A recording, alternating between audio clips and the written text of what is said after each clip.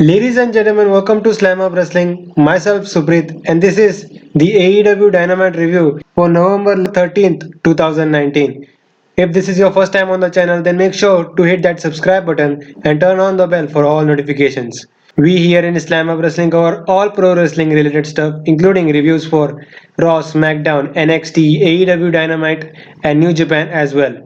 We also have a flagship podcast called the D Money and Suprit podcast, dropping every week. So this was the post Full Gear show. I'm gonna talk about the pay-per-view in this week's D Money and Subrit podcast. Show kicked off with them giving a update on Kenny Omega after the brutal lights out match he had with John Moxley. They showed it like a video package. Omega was seen with a black eye and couple of puncture wounds on his back. The doctor said he needs to take a week off. Omega asked about Moxley's condition. The doctor said he is banged up too, but he was actually cleared, and that was it. So the first match was between John Moxley and Michael Nakazawa, who is the close friend of Kenny Omega. Moxley made his way to the ring from the crowd, which looks like a permanent thing going forward, and it actually fits him well. So on to the match, Nakazawa took out his signature baby oil and threw it and decided to play fair. He went straight after Moxley with a couple of forearms, but ate a big clothesline from Moxley. Moxley would go on to hit the paradigm shift to get a quick win. He then cut a post-match promo saying, "So does this win count, right?" He said that he's not a liar and at Full Gear he lived up to his promise and now Kenny Omega will never be the same again. He gave credits to Omega, calling him a radical son of a bitch for doing something no one in AEW will never do. He then threw a challenge to the entire roster and added that when they step up to him, then make sure to kiss their loved ones, get an ambulance on speed dial, and after that, he will not accept any apologies from anyone. Next, we had a tag team match between the Dark Order and Jurassic Express, represented by the team of Jungle Boy and Marco Stunt. The Jurassic Express had full control of the match with some quick offense. Stunt had Grayson in a headlock. Evil Uno tried to cause some distraction on the outside. Stunt got distracted. Grayson took advantage of this and made a tag to Uno, who came in with a big boot. Uno hit a big senton from the top, which only got a 2. Several in and out tags from the Dark Order while they were dominating Stunt. Stunt would make a big comeback after hitting a tornado flatliner. Stunt was crawling towards Jungle Boy for the tag. Grayson saw this and ran to the other corner and tried to take out Jungle Boy from the apron, but ate a Superman forearm from Jungle Boy. Tag was made to Jungle Boy, who took out Grayson with a suicide dive on the outside. Back inside, he hit a running PK and went for the pin. Grayson tried to break the pin with a splash but caught Uno instead. Jungle Boy took out Grayson with a backflip knee and went back for the pin on Uno but only got a 2. Stunt and Jungle Boy were looking for a double team move on Uno, but Uno sent them both crashing into each other. Grayson got the tag and was looking for a springboard move only to hit double super kicks from Stunt and Jungle Boy. Both men were looking for a double team move where Stunt was walking the ropes just like Phoenix does, but Stunt slipped. He then went for a springboard and a variation of the West Coast pop and a pin. Jungle Boy went for Uno, but Uno pushed Jungle Boy, which broke the pin. Jungle Boy sent both Uno and Grayson to the outside and was looking for a suicide dive, but he ate a pump kick and pump knee combo. In the ring, Grayson hit a backbreaker on Stunt. The Dark Order got the win after hitting the fatality. Post match, the Creepers came in. Uno sat on one of the Creepers. He said to Stunt that a man of your stature shows a lot of promise, but if you become a part of the Dark Order, then you can be great. He then offered a Creeper mask to Stunt. Stunt was actually going to accept it, but Jungle Boy came in to stop him. Uno said that he respects that and ordered Grayson and the Creepers to attack both of them. The Creepers had Jungle Boy all tied up. Uno was going to put the mask on him until our beloved Dinosaur comes for the save. I'm talking about Luchasaurus. Crowd is losing their mind at this point. Luchasaurus took out all the creepers one by one. Grayson went for Luchasaurus but ate a fake out kick and a choke slam. Luchasaurus followed it up with a standing moonsault. The Jurassic Express then celebrated and that's it. This match was decent and happy that Luchasaurus is back. Next we had a triple threat match featuring Sean Spears, Peter Avalon and Darby Allin. Allin and Spears went face to face and were arguing with each other. Peter Avalon tried to take advantage of this. He dove onto both men but just went crashing to the mat.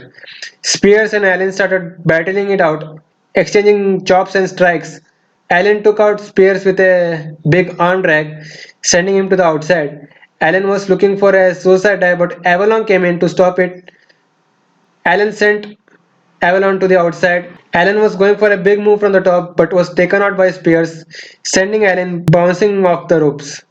Spears hit a facebuster on Allen, which only got a 2. Spears was dominating at this point, making good work of both his opponents until Joey Janela came out.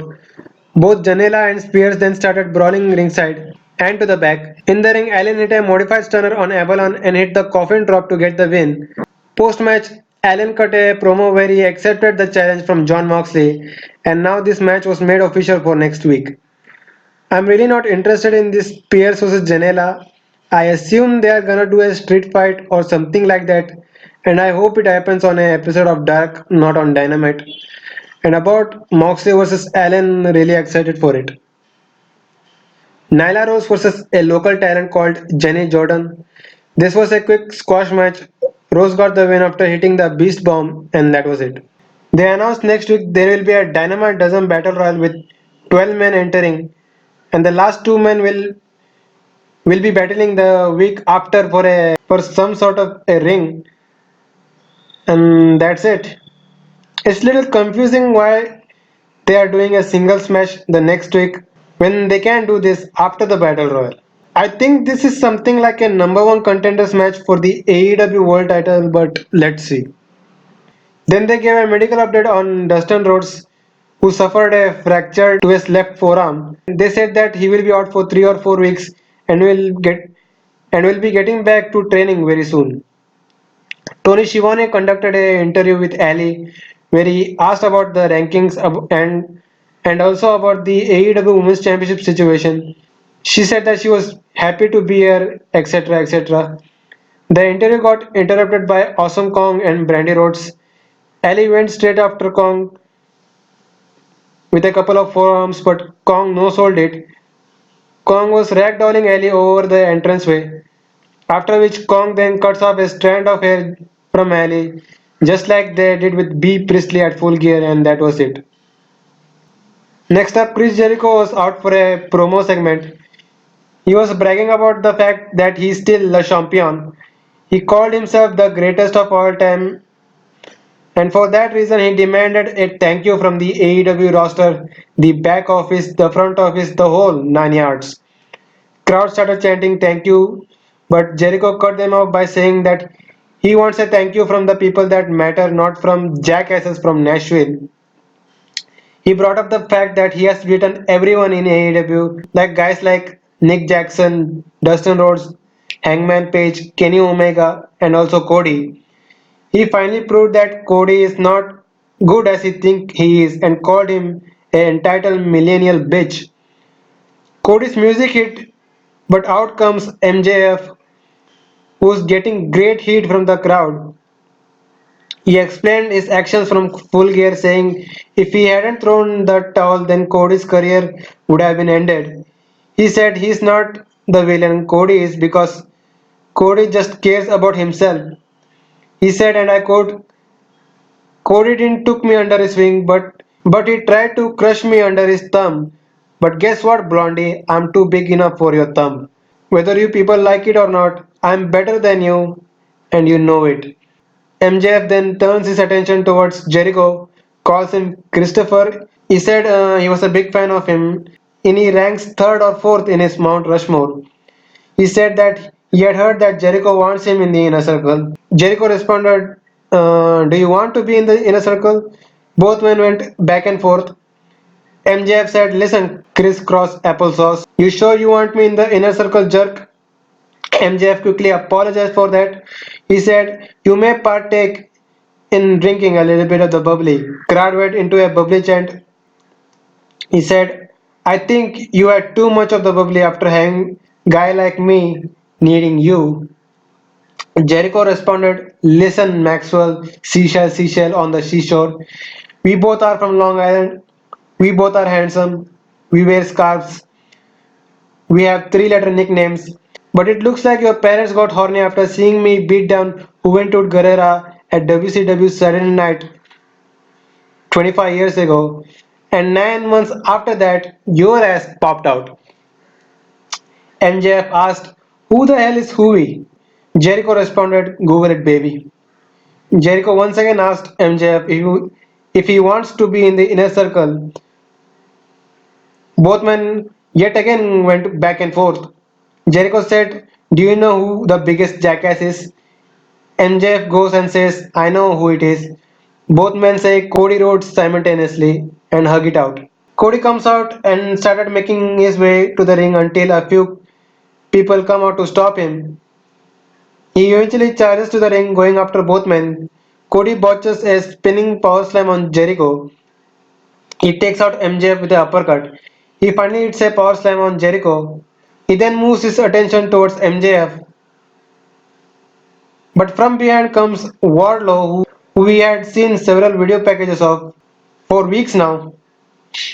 Wardlow then takes out Cody with a big clothesline and hit a standing Death Valley driver slam. MJF then starts ordering Wardlow what to do.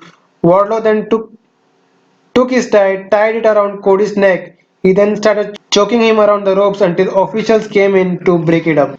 This entire segment was great. MJF got a good little rub from Jericho, if he even needed it in the first place.